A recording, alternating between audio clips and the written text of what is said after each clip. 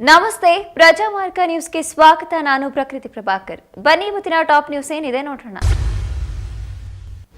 ಕೃಷಿ ಕ್ಷೇತ್ರವನ್ನ ಸುಸ್ಥಿರ ಹಾಗೂ ಲಾಭದಾಯಕವಾಗಿಸುವುದು ನಮ್ಮ ಸರ್ಕಾರದ ಆದ್ಯತೆಯ ವಿಷಯವಾಗಿದ್ದು, ರೈತಪರ ಯೋಜನೆಗಳನ್ನು ಒಗ್ಗೂಡಿಸಿ ಸಮಗ್ರ ಕೃಷಿಯನ್ನ ಉತ್ತೇಜಿಸುವ ರೈತ ಸಮೃದ್ಧಿ ಯೋಜನೆಯನ್ನ ಜಾರಿಗೊಳಿಸಲಾಗುವುದು ಎಂದು ಸಿಎಂ ಸಿದ್ದರಾಮಯ್ಯ ಬಜೆಟ್ನಲ್ಲಿ ಘೋಷಣೆಯನ್ನ ಮಾಡಿದ್ದಾರೆ. ಕೃಷಿ ಭಾಗ್ಯ ಯೋಜನೆಯನ್ನ ಮರು ಜಾರಿಗೊಳಿಸಲಾಗಿರುತ್ತದೆ. 2023-24ನೇ ಸಾಲಿನಲ್ಲಿ 200 ಕೋಟಿ ರೂಪಾಯಿಗಳ ಅನುದಾನ ಒದಗಿಸಲಾಗಿದ್ದು, ಪ್ರಸ್ತುತ ಸಾಲಿನಲ್ಲಿಯೂ ಕೂಡ ಈ ಯೋಜನೆಯನ್ನ ಮುಂದುವರಿಸಲಾಗುವುದು ಎಂದಿದ್ದಾರೆ. ಮುಖ್ಯಮಂತ್ರಿ ಸಿದ್ದರಾಮಯ್ಯ ಅವರು ಇಂದು ರಾಜ್ಯದ 2024-25ನೇ ಸಾಲಿನ ಬಜೆಟ್ ಮಂಡನೆ ಮಾಡಿದ್ದು, ಇದು ಅವರ 15ನೇ ಬಜೆಟ್ ಆಗಿದ್ದು, ಈ ಕುರಿತು ಮಾಜಿ ಸಿಎಂ ಬಿಎಸ್ ಯಡಿಯೂರಪ್ಪ ಅವರು ಮಾಧ್ಯಮ ಪ್ರಕಟಣೆಯನ್ನ ಹೊರಡಿಸಿದ್ದಾರೆ. ಸಿದ್ದರಾಮಯ್ಯನವರು ಕಳಪೆ ಬಜೆಟ್ ಮಂಡಿಸಿದ್ದಾರೆ. ನನ್ನ ಜೀವಮಾನದಲ್ಲಿ ಇಂತಹ ಕಳಪೆ ಬಜೆಟ್ ಅನ್ನ ನೋಡಿಲ್ಲ. 14 ಬಜೆಟ್ಗಳನ್ನು ಮಂಡಿಸಿರುವ ಸಿದ್ದರಾಮಯ್ಯರಿಂದ ಇಂತಹ ಕಳಪೆ ಬಜೆಟ್ ನಿರೀಕ್ಷಿಸುವಂತಿರಲಿಲ್ಲ ಎಂದು ಕಿಡಿಕಾರಿದ್ದಾರೆ. ಪ್ರಚೋದನಕಾರಿ ಹೇಳಿಕೆ ನೀಡಿದ ಆರೋಪ ಸಂಬಂಧ ಬಿಜೆಪಿ ಹಿರಿಯ ನಾಯಕ ಕೆಎಸ್ ಈಶ್ವರಪ್ಪ ವಿರುದ್ಧ ದಾಖಲೆಗಳಾಗಿದ್ದ ಎಫ್ಐಆರ್ಗೆ ಕರ್ನಾಟಕ ಹೈಕೋರ್ಟ್ ತಡೆ ನೀಡಿದೆ.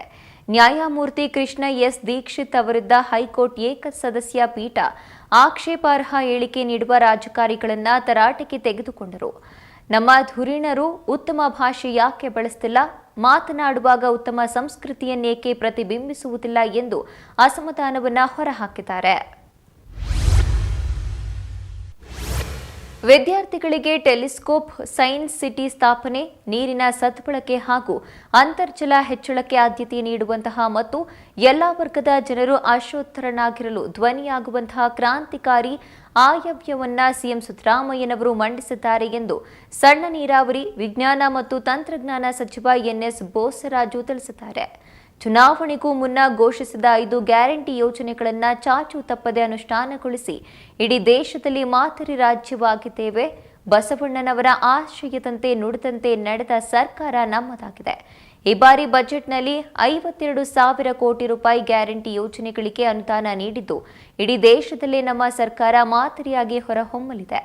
ನಮ್ಮದು ಮುಂದಿನ 10 ವರ್ಷಗಳ ದೂರದೃಷ್ಟಿಯನ್ನ ಹೊಂದಿರುವಂತಹ ಅಭಿವೃದ್ಧಿ ಪೂರಕ ಬಜೆಟ್ ಆಗಿದೆ ಎಂದಿದ್ದಾರೆ. ಬಿಬಿಎಂಪಿಯಿಂದ ಸಂಗ್ರಹವಾಗುವ ಹೆಚ್ಚುವರಿ ಸಂಪನ್ಮೂಲಗಳಿಂದ ಆದ್ಯತೆಯ ಮೇಲೆ ಬೆಂಗಳೂರಿನ ಸಂಚಾರ ದಟ್ಟಣೆಯ ಸಮಸ್ಯೆಯನ್ನು ನಿವಾರಿಸಲು ಸರ್ಕಾರವು ವಿವಿಧ ಯೋಜನೆಗಳನ್ನು ಕೈಗೆತ್ತಿಕೊಳ್ಳಲಿದೆ ಎಂದು ಸಿಎಂ ಸಿದ್ದರಾಮಯ್ಯ ತಿಳಿಸಿದ್ದಾರೆ. ಆಯವ್ಯಯ ಭಾಷಣೆಯಲ್ಲಿ ಈ ವಿಷಯ ತಿಳಿಸಿದ ಅವರು, ನಮ್ಮ ಸರ್ಕಾರ ಅಧಿಕಾರಕ್ಕೆ ಬಂದ ಮೇಲೆ ನಗರದ ಪ್ರಮುಖ ರಸ್ತೆಗಳಿಗೆ 147 ಕಿಲೋಮೀಟರ್ ಉದ್ದದ ವೈಟ್ ಕಾಮಗಾರಿಗಳನ್ನು 1,700 ಕೋಟಿ ರೂಪಾಯಿ ವೆಚ್ಚಗಳಲ್ಲಿ ಕೈಗೊಳ್ಳಲು ಮಂಜೂರಾತಿ ನೀಡಲಾಗಿದೆ. ಈ ಕಾಮಗಾರಿಗಳನ್ನು ಡಿಸೆಂಬರ್ 2025 ಪೂರ್ಣಗೊಳಿಸಲಾಗುವುದು ಎಂದು ಮಾಹಿತಿಯನ್ನ ನೀಡಿದ್ದಾರೆ. ರಾಜ್ಯದ ಬಡ, ಮಧ್ಯಮ ವರ್ಗದ ಜನರು ಹಾಗೂ ಮಹಿಳೆಯರು, ಯುವಕರು, ಕೃಷಿಕರು, ಕ್ರೀಡಾಪಟುಗಳು ಸೇರಿದಂತೆ ಸಾರ್ವಜನರ ಸಮಗ್ರ ಅಭಿವೃದ್ಧಿಗೆ ಪೂರಕವಾದ ಬಜೆಟ್ ಅನ್ನು ಸಿಎಂ ಮುಖ್ಯಮಂತ್ರಿ ಸಿದ್ದರಾಮಯ್ಯ ನೀಡಿದ್ದಾರೆ ಎಂದು ಗೃಹ ಸಚಿವರಾದ ಡಾಕ್ಟರ್ ಜಿ ಪರಮೇಶ್ವರ್ ಅವರು ಅಭಿಪ್ರಾಯಪಟ್ಟಿದ್ದಾರೆ.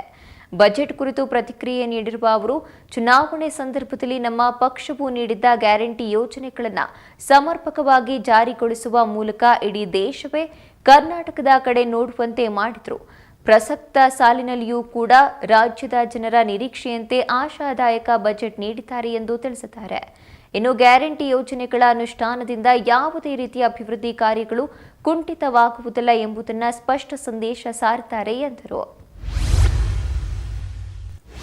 ಬೆಂಗಳೂರು ಮಹಾನಗರ ಸಾರಿಗೆ ಸಂಸ್ಥೆಯು ಪ್ರತಿದಿನ ಸರಾಸರಿ 42 ಲಕ್ಷ ಜನರಿಗೆ ಸೇವೆಯನ್ನ ಒದಗಿಸುತ್ತಿದ್ದು, ದೇಶದಲ್ಲಿಯೇ ಅತ್ಯುತ್ತಮ ನಗರ ಸಾರಿಗೆ ವ್ಯವಸ್ಥೆಗಳಲ್ಲಿ ಒಂದಾಗಿದೆ.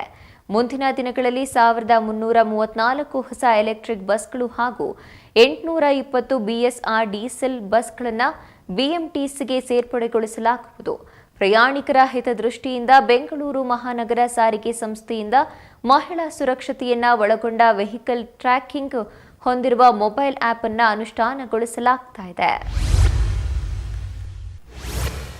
ಬೆಂಗಳೂರು ನಗರದಲ್ಲಿ 250 ಮೀಟರ್ ಎತ್ತರದ ಸೈಡೆಕ್ ನಿರ್ಮಾಣಕ್ಕಾಗಿ ನೂತನ ಪರಿಕಲ್ಪನೆ ಒದಗಿಸುವಂತೆ ಅಂತಾರಾಷ್ಟ್ರೀಯ ಮಟ್ಟದಲ್ಲಿ ಪ್ರಸಿದ್ಧಿ ಪಡೆದ ವಾಸ್ತು ವಿನ್ಯಾಸಕಾರರನ್ನು ಆಹ್ವಾನಿಸಿದೆ. ಇದರಿಂದ ನಗರದ ಒಳಗೆ ಆಕರ್ಷಕವಾದ ಪ್ರವಾಸಿ ತಾಣವನ್ನು ಸೃಜಿಸುವಂತಾಗುತ್ತದೆ ಎಂದು ಸಿಎಂ ಸಿದ್ದರಾಮಯ್ಯ ಅವರು ಬಜೆಟ್ ಭಾಷಣದಲ್ಲಿ ತಿಳಿಸಿದ್ದಾರೆ. ಬೆಂಗಳೂರಿನಲ್ಲಿ ಸಂಚಾರ ದಟ್ಟಣೆಯನ್ನು ಕಡಿಮೆ ಮಾಡುವುದರ ಜೊತೆಗೆ ಬೆಂಗಳೂರಿನ ಆರ್ಥಿಕ ಚಟುವಟಿಕೆಗಳು ದೊಡ್ಡ ಪ್ರಮಾಣದಲ್ಲಿ ವೃದ್ಧಿಸಲು ಸಹಕಾರಿಯಾಗುವಂತೆ ಫೆರಿಫೆರಲ್ ರಿಂಗ್ ರೋಡ್ ಅನ್ನು ಬೆಂಗಳೂರು ಬಿಸಿನೆಸ್ ಕಾರಿಡಾರ್ ಎಂಬ ಹೊಸ ಪರಿಕಲ್ಪನೆಯಲ್ಲಿ ಪರಿಚಯಿಸಲಾಗುವುದು ಎಂದಿದ್ದಾರೆ. ಇನ್ನು ಬಜೆಟ್ ಭಾಷಣದಲ್ಲಿ ಈ ವಿಷಯ ತಿಳಿಸಿದ ಅವರು, ಈ ಯೋಜನೆಯಡಿ 73 ಕಿಲೋಮೀಟರ್ ಉದ್ದದ ರಸ್ತೆಯನ್ನ 27,000 ಕೋಟಿ ರೂಪಾಯಿಗಳ ಅಂದಾಜು ವೆಚ್ಚದಲ್ಲಿ ಪಿಪಿಪಿ ಮಾದರಿಯಲ್ಲಿ ನಿರ್ಮಾಣ ಮಾಡಲು ಆರ್ಎಫ್ಪಿ ಕರೆಯಲಾಗಿದೆ. ಈ ಯೋಜನೆಯನ್ನ ಇದೇ ಸಾಲಿನಲ್ಲಿ ಪ್ರಾರಂಭ ಮಾಡಲು ಉದ್ದೇಶಿಸಿದ್ದೇವೆ ಎಂದು ಸಿಎಂ ಸಿದ್ದರಾಮಯ್ಯ ತಿಳಿಸಿದ್ದಾರೆ. ರಂಗನಾಯಕ ಸಿನಿಮಾ ಹಾಡು ಬಿಡುಗಡೆಯ ವೇಳೆ ಜಗ್ಗೇಶ್ ಹುಲಿ ಉಗುರು ವಿವಾದ ಬಗ್ಗೆ ಮಾತನಾಡಿದ್ದಾರೆ. ಪರೋಕ್ಷವಾಗಿ ವರ್ತೂರ್ ಸಂತೋಷ್ ಅವರನ್ನ ಟೀಕಿಸಿದ್ದಾರೆ. ಯಾರೋ ಕಿತ್ತೋದ್ ನನ್ನ ಮಗ ರಿಯಲ್ ಆಗಿ ಹಾಕೊಂಡು ಅದೇನೋ ಆಗಿ ಟಿವಿಯಲ್ಲಿ ತಗಲಾಕೊಂಡಿದ್ದಾನೆ. ಅಲ್ಲಿರೋ ಅಷ್ಟು ಕ್ಯಾಮೆರಾಗಳು ನನ್ನ ಮನೆ ಮುಂದೆ ಇತ್ತು ಎಂದು ತಮಾಷೆಯಿಂದಲೇ ತಮ್ಮ ಬೇಸರವನ್ನ ಹೊರಹಾಕಿದ್ದಾರೆ. ಖಾಸಗಿ ವಾಹಿನಿಯ ಸಂದರ್ಶನವೊಂದರಲ್ಲಿ ಜಗ್ಗೇಶ್ ಹುಲಿ ಉಗುರು ಕೊಟ್ಟಿದ್ದನ್ನ ಹೆಮ್ಮೆಯಿಂದ ಹೇಳಿಕೊಂಡಿದ್ರು. ಬಿಗ್ ಬಾಸ್ ಸ್ಪರ್ಧೆಯಿಂದ ಹುಲಿ ಉಗುರು ವಿವಾದ ತೀವ್ರ ಸ್ವರೂಪ ಪಡೆದುಕೊಳ್ತಿದ್ದಂತೆ ಆ ವಿಡಿಯೋ ವೈರಲ್ ಆಗಿತ್ತು. ಅದನ್ನೇ ಇಟ್ಟುಕೊಂಡು ಜಗ್ಗೇಶ್ ಅವರ ಹುಲಿ ಉಗುರನ್ನ ವಶಕ್ಕೆ ಪಡೆದುಕೊಂಡಿದ್ರು. ಇದೆಷ್ಟು ಈ ದಿನದ ಟಾಪ್ ನ್ಯೂಸ್. ವಿನೂತನ ಸುದ್ದಿಗಾಗಿ ನೋಡ್ತಾ ಇರಿ ಪ್ರಜಾಮಾರ್ಗ ನ್ಯೂಸ್. ಇದು ಜನಸಾಮಾನ್ಯರ ಧ್ವನಿ.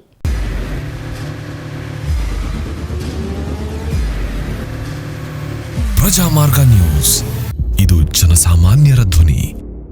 ನಮಸ್ಕಾರ.